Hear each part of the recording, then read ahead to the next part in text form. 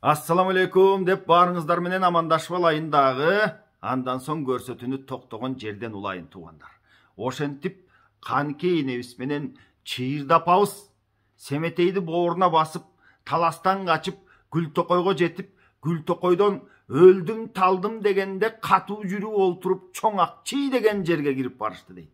Чоңакчийде бир кезде Канкей энебиз ойногон көл бар экен. Ошол жерде Сейил деген багы бар экен. Көлі соолуп, баг курап калыптыр. Муну көргөндө ансыз деле каңырык ичине батпай, түтөп келген энекең ошол жерде туталанып буркурап ыйлап, бая Чыйырды энебизге кайрылып турат. Айланайын алтын жатын апакем, бул эмне болуучу? Муну туура жооручу деди. Эми ушул жерден бир аз кетенчиктеп, эмне үчүн Кыргызда алтын жатын аял деп ушундай сөз бар. Муну сіздерге biraz чечмелеп берейин. Ан үчүн окуянын дегеле Манас эпосунун теп башына барышыбыз керек. Мындай болгон, Жакып 50 жашына чейин бала жытын искебептир. Баласы жок. Кайгырып, анан өзүнчө окчуң кетип, тоонун башына чыгып, жалгыз жүрүп, жаратканга жалынып, бала тилеп, анан үйүнө кайгырып келет дагы, эки аялын чогултуп, аларга зиркилдеп катуу тиет. Экөөң тең жүрөсүң, же бирөөңдүн согунчогун канабайт. Мен ушу Жакып какпаш болуп карыймынбы? Малымдын, жылкымдын саны 50 миңге жетти. Өзүм минтип 50ге чыгайын деп калдым. Анан бала жытын искебей өтүп кетемби деп минтип кейгенде, Чыйырды мен эми карып калдым деп айтат. Чыйырдынын өз аты Шакан болгон экен. Жакыптын атасынын эң кичүү инисинин аты Чыйыр болгон экен. Мына ошол Чыйыр жаш өтүп кетип, анан баягы Жакыпка Чыйырдын аялы Шаканды алып беришет экен. Анан эл бая Чыйырдын аялы деп жүрүп, Шакан аты өчүп, анан Чыйырды болуп кеткен экен туугандар. Жакып мына ошол Чыйырды аялына катуу тийсе, аялы түз, мындай момун, ак көңүл немекен, мен эми карып калдым. Кайдан бала төрөмө келем деп түз айтат да. Мындай кыйшын куйшуңу жок, таарынып, тултуңдап олтурбай түз сүйлөп мына ушул сөзүн айтат. Андан көрүп тигил кийинчи аялың Багдөөлөткө айтсаңчы ушул сөзүңдү дегенде, Багдөөлөт мүнөз көрсөтөт да. Мен дагы эжемди тартып согунчогу канабас, бир куураган неме болдум окшойт деп силкинип сүйлөп басып кетет да. Чыйырдыга аябай катуу тиет ошол сөзү. Бул Багдөөлөттүн да пейили бузулган турбайбы деп жүктүн астына бүк түшүп кулады дейт. Ошону Сагынбай Орозбаков атабыз ошол жерде белгилеп айтат да, ушул Багдөөлөттүн мүнөзүнүн жыйынтыгын силер кийин көрөсүңөр деп. Анын сөзүн мен аңдап олтурсам, көрсө Багдөөлөттөн 6 уул төрөлүп, ал уулдар анан Абыке, Көбөш, Чыйбыт, Кочкор, Адыбай, Көлбай болуп атпайбы? Ошол алтарам жанагы Жакып сүйлөгөндө мүнөз көрсөтүп, Чыйырдыга катуу тийип койгон, силкинип сүйлөгөн Багдөөлөт болуп атпайбы? Ал эми алтын жатын аял деп эмне үчүн Чыйырдын айтып атат? Жакып баят Кудайдан бала тилеп, анан үйүнө келип, аялдарына катуу тийип, андан кийин үчөө тең жатып уктап, Багдөөлөт да түш көрөт, Чыйырды да түш көрөт, Жакып дагы түш көрөт. Мына ошол түшүнөн кийин Чыйырды дагы бая согончогу канап төрөйт. Чыйырды алгач Манасты төрөйт, андан кийин Манастын карындашы Карылгашты төрөйт. Карылгаш дагы мыкты аял чыгат. Эрдиги бар, шердиги бар, акылы, эстүү, мына ушундай адам болуп торолгон, адам болуп чоңойгон. Манасты болсо эми баарыбыз ата кылып, айкөл деп, алыга чейин Манас атабыз жөнүндө момундай баяндын баарын айтып, Манастын урпагы экенибизге сыймыктанып жүрөбүз туугандар. Мына ушундай мыкты уул кызды төрөп, мыкты уул кызды өстүргөн аялды алтын жатын дейт экен туугандар. Алтын жатын аял болуш үчүн алгач ал аялдын өзүндө тарбия жакшы болуш керек экен, өзүндө мүнөз жакшы болуш керек экен. Анан ошол мүнөзү, анан өзү көргөн тарбиясы уул кызына өтүп, андан соң жакшы адамдар андан тарайт экен туугандар. Мына ошону алтын жатын аял деп, анан жанагы Канкей энебиз дагы чыйырдыга ошон үчүн айланайын алтын жатын апакем, бул эмне болуучу, ушуну өзүң жооручу деп кайрылып турган ошондон туугандар. Эми сөздү улайлы. Ал жерден анан кийин баягы чыйырды Канкейге кайрылып кайрат айтып турат. Канкей эми тетигил жактан 32 жашында манасты жоготсо, анан кийин атасынын жерине байкуш тентип бозуп келсе, ал жердеги баягы бала кезде ойноп чоңойгон көлү соолуп, багы куурап калса, андан беш бетер маанайы түшүп, көзү жашылданып, муну ушинтип турат да.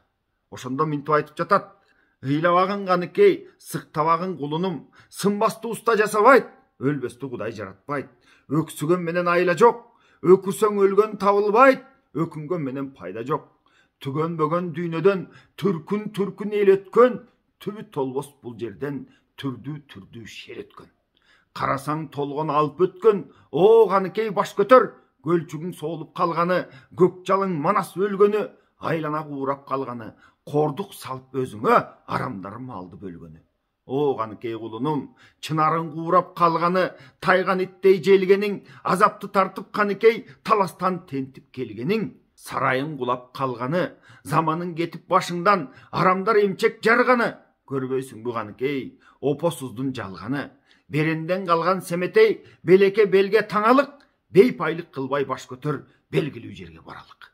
Мына минтип чыйырды энебиз Каныкейге акылын айтып, насаатын айтып, анын демине дем берип, мындай сөздү сүйлөдү. Эми кайгырып бостоп жүрө бербей, муногу семетейди алалыктагы белибизге таңып алып, белгилүү баян максат кылган жерибизге жетели айланайын. Баягы ылдый баш болуп, мөгдөп калбайлы деп Каныкейге мына ушундай кайратын айтып, анан тез соолуп калган көлдүн ордун караса, ортосунда дүпүйүп көпкөк чым жатат дейт. Болду болбоду ушул жерде булак болушу мүмкүн деп Каныкейге айтып жатат чыйырды энебиз. Бир чети төлгө кылып, бул жака келгенибизде жолубуз кандай болор экен, семетей уулубуздун тагдыры кандай болор экен деп анан төлгө кылып тетиги чымды чаап оодарып көрчү айнанайын, мүмкүн булак болбосун деп Каныкей энеңди жөнөттү дейт. Каныкей энең баягы манастан калган айбалтаны ала келген эмеспи? Ошол айбалта менен барып тетигил чымды оодара чапканда, ошол жерден жыбылжып суу чыгып кетти дейт. Муну көргөндө экөө кадимкидей каниет алып сүйүнүп калышты. Ошол жерде гүл азыктарын алып чыгып, бир аз шамшум этип, тамактанып калышты дейт. Эми булар бул жерде тамактана турушсун, бул жерде бир аз сүйүнө турушсун. Бул Темиркандын калаасы, Букарда эмне болуп жатат? Мен ошол тууралуу сиздерге айтып берейин. Темиркандын 14 перзенти болгон экен. Анын 13-ü кыз экен. Анан эң кенжеси Ысмайыл деген уул бала төрөлгөн экен. Ысмайыл ошондо 25ке келип калыптыр. Темиркандын тагын ээлеп, кадимкидей Букарды билип, ошол Букарды башкарып, Букарга кошуп дагы 8 кан буларга баш ийет экен. Мына ошол 8 канга бийлиги өтүп калган маал экен. Ал Каныкейдин таластан качып чыкканын угуп, бая манастын алтара миниси Абыке көбөш баш болгон Каныкейдин эмчегин жара чаап, Каныкей жарадар бойдон бооруна семетейди басып алып, таластан Букарды көздөй шашып чыкты, качып чыкты, азапты тартып чыкты деп угуп, анан баягы жандагы баатырларга мындай деп кайрылып турат. Айланайын балбандар, дөөлөт башта турганда кундуз куну суусарды кимдер ыргап кийбеген дейт. Башында дөөлөтү турганда куну кундуздукундай болгон суусарды ыргалтып кимдер кийбеген деген сөздү айтып жатат. Ооздон чыккан илепке кимдер башын ийбеген? Ооздон чыккан ар бир сөзүнө түү деген түкүрүгү жерге түшпөй, кимдер гана анын буйругуна баш ийбеген дейт. Агым суудай шаркырап, ким күркүрөп жүрбөгөн дейт. Караңыздарчы, дөөлөт башта турганда кимдер гана күркүрөп жүрбөйт, кимдер гана аккан суудай болуп тим эле аркырап жүрбөйт деген сөздү айтып жатат. Мына жездем кабылан, акмарал айдап уй кылган, асылганды буй кылган, катылганын койбогон, каңгайга каршы барган дейт, кармаш кылган жоолорду калтыратып алган дейт. Мына ошол Манастын баянын баягы баатырларына айтып берет. Ошол жездем Манас каңгайды калтыратып Бейжиңге камады деп уктум эле. Ошол жерден Капыстан, Байкоостон, Коңурбайдан айбалта жеп, анан келди эле. Ошол жездемдин көзү өткөн соң ауке көш алтарам тетигил жездемден калган мүлктү камчыга ченеп бөлдү деп уктум. Тетигил жездемдин жесири Канике эжемди айбалта менен эмчегин жарачап, Байкуш Канике эжекем Семетей деген баласын бооруна басып, букарды көсtöй качты деп уктум. Мына ошол кеп чын боло турган болсо, алар жакындап калгандыр. Мына минтип бая Ысмайыл айтканда, Ысмайылдын оозунан чыккан буйрукка 60 жигит тикесинен тик турду дейт. Бая кылычтарын кыңыратып, аттарынын куйруктарын түйүп, баарысы баатырлык жоо кийимин кийип даяр болуп калышты дейт. Ысмайыл алдыга түшүп, анан Каникей менен чыйырдынын алдынан тосуп келе жатышты. Аркы букардан бери көсtöй. Ак жийде турган Каникей тетигил алдыны караса, жоо келатат. Муну көргөндө Каникейдин тим эле умаштай көзү ачылды дейт. Чоочуп кетип, энекесине кайрылып жатат жанындагы чыйырдыга. Кагылайын энеке, Бейкуттан чыкканды окшойт. Мээнеттүү жанды кыйноочу күйүп жүргөн жоо окшойт. Төбүздөн басатко, төгүп канды чачатко. Бая жүрөгү түшүп калган Байкуш Канике энебиздин. Кантса да аял эмеспи? Канча кайраттуу болсо дагы баары бир аялдык кылып. Бая Семетей дегенде чебелектеп кетип жатпайбы? Балалуу аял, кадимкидей Семетейин коргоп, бая балапанын коргогон чымчыктай болуп тим эле тетигил жоону, тетигил аскерлерди көргөндө алапайын таппай калды дейт. Чыркыратып куужанды, курмандыкка чалатко. Кесип жүргөн жоо болсо, кетпеген кегин алатко. Бүгүн көргөн эртең жок, ушундай беле дүйнө бок. Казгалдак деген кайран куш, кайрылбай учат тала деп, тентип жүрүп өлдүк, энеке карындан чыккан бала деп. Атаңдын көрү дүнүйө, арбыды мээнет күнүгө, тулпарда чамаа жок, качырып жоого кирүүгө, жарар бекен энеке, кайсынысын минүүгө. Жана аттарыбызда чарчап калган, тетигил жоого өзүм кирип барайын жок дегенде баягы кадимки эле элестетиңиз. Кандай чымчык болсо да, балапанын коргоп, кандай жырткыч болсо да, өзү жалгыз чап салып ийет эмеспи? Муну ошентип Канике энебиз дагы жанагы келаткан аскерге өзү жалгыз чап салсам деп камданып турат. Тетигил тулпарлардын кайсысынын чамасы келер экен энеке деп сурап жатат. Армансыз болуп салышып, көргүлүктү көрөйүн, тирүүлөй колго түшпөстөн кагылайын энеке, кан кечишип өлөйүн деп муну ушинтип даярданып калды дейт. Ушунча аскерге баласын коргоп, Каникей өзү жалгыз тийгени турат. Муну ушунда тетигил алыстан келе жатканы жанагы иниси Ысмайыл экенин көрүп калды. Ысмайыл Каникейди алыстан көрүп, бая баласын коргойм деп чебелектеп жаткан эжекесин көрүп, Манас деп өкүрүп, жеткилең пирге кол берген, жетолуя жол берген, жетигим жестем өлбөй кал.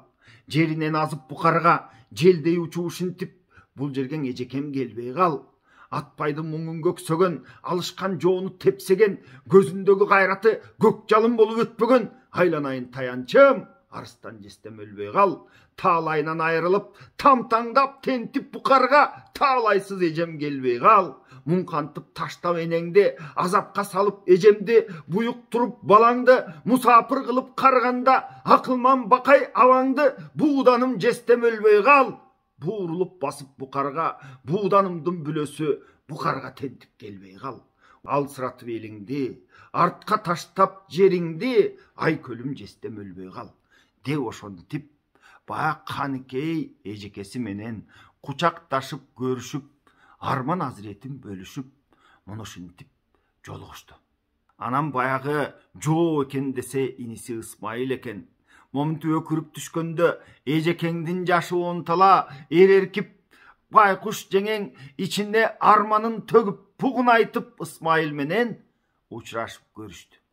Анан бир чети Семетейди Ысмайылга тапшырып, бир чети өзүнүн жайын айтып, мына минтип сөз сүйлөп атат. Адырда жылкы алабаш, аргымак буудан аралаш, асылың жездең өткөндө аркада эркек бала жаш.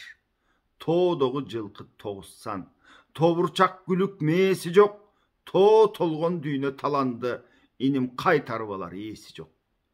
Көлдөгөн көргөбөш, кен колдон чапты көчүмдү, жаш жетимди калкалап, энекемди аркалап, ала албай кеттим өчүмдү. Калдайган кара башымда, жездекеңден айрылдым, ой иним 32 жашымда. Талкалатып каласын, таштап качтым таласын, таң сыяктуу жездеңдин таласта боюн жашырдым. Талатып кордук көп көрүп, таалыккандын айынан, айланайын Ысмайыл, жетимди сага качырдым. Кел берсиген жездеңдин, кен колдо боюн жашырдым. Кейиш күн түшүп башыма, көк жалдан калган жетимди иним тайына карай качырдым. Эми ушунчалык кейиш күн түшүп башыбызга жездеңдин тетигил ордосун талаткандан кийин, малын, баягы казынасынын баарысын камчыга ченеп бөлүп кетишкенден кийин, кордукту минтип көрсөтүшкөндөн кийин, анан иниңди ушул тай журтуна карай качырдым деп атат туугандар. Бөдөнө деген кайран куш, бөлүнүп учат талаа үчүн, бөлүнүп кордук чын тарттым, береки жездеңден калган бал үчүн. Найзага таккан желек деп, ай көлдөн калган белек деп, тулпардан калган туяк деп, тура албай тентип мен келдим, туйгундан калган чунак деп. Сенин жериң букарды дейт. Мына ушул жерден эми байкап туруңуздар. Семетейди Ысмайылга Манас атабыздын насааты, Манас атабыздын керези боюнча канкейинең кезиккенде сүйлөшүп Семетей тапшырып берип жатат. Сенин жериң букарды, талаам десем оң боюн, ушул жыргалдан калган чунакты мен балам десем оң боюн. Мойнуна тумар тагып ал, башы менен берейин жетимиңди кор кылбай, иним ай колуң алып багып ал. Кууну кушка жегиспе, курганда көргөн жалгызды бирөөнүн уулу дегиспе. Катагандын кан кошой, кагылайын абакем, көкөтөйдүн ашында, көп жыйындын кашында, батасын берип жалгаган, батадан бүткөн Семетей дейт. Билесиздер, баягы көкөтөйдүн ашында жолой деген калмактан баягы коңурбайлар менен кошо келген чоң балбан, чоң баатыр күрөшкө чыгып алат.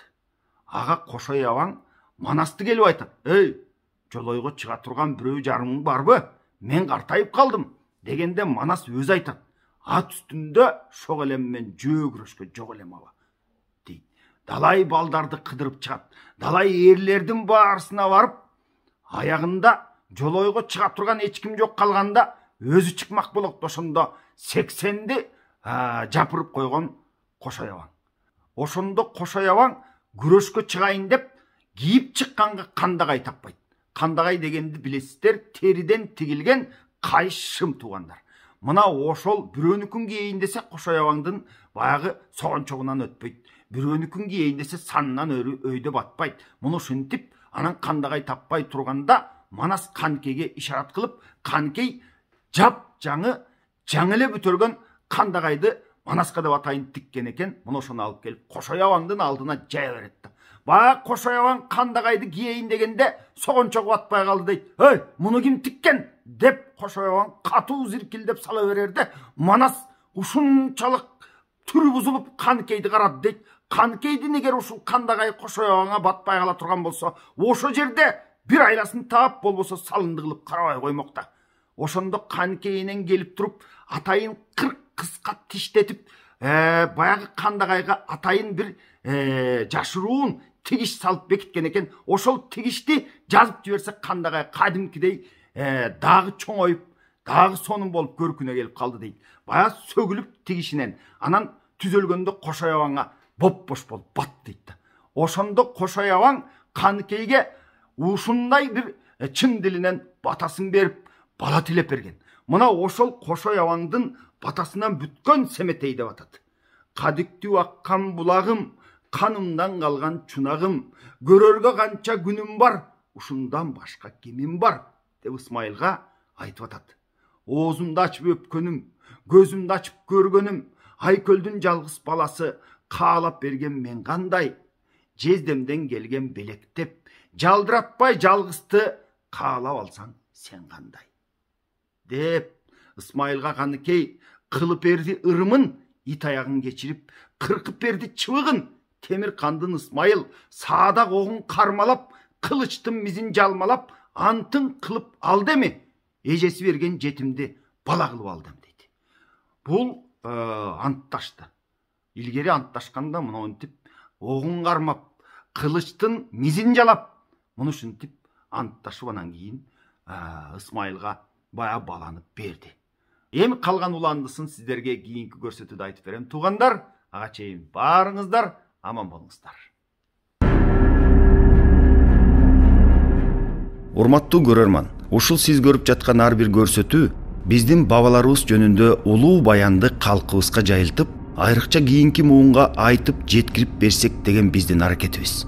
Жаштарыбыз тегин таанып, нарктуу өссө деген тилек менен жасалып жаткан эмгек. Бул ишке сиз дагы салым кошуп, экрандагы М-банк номерибиз аркылуу бизге колдоо көрсөтсөңүз болот. Жалгыз аттан чаң чыкпайт дейт. Бизге сиздердин ар бир колдооңуздар чоң көмөк. Баарыңыздарга бабаларыбыздын руху ыраазы болсун жана баарыңыздарды Кудай жалгасын.